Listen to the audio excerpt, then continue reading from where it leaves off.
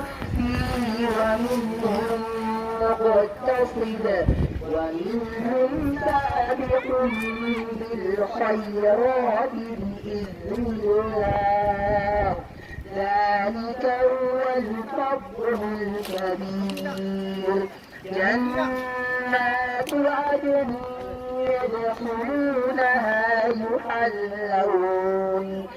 يحلون فيها عن داب ولؤلؤا ولباسهم فيها حرير وقالوا الحمد لله الذي أذهب عنا الحزن إن ربنا لغفور شكور الذي أحلنا دار المقامة من فضله لا يمسنا فيها نصب ولا يمسنا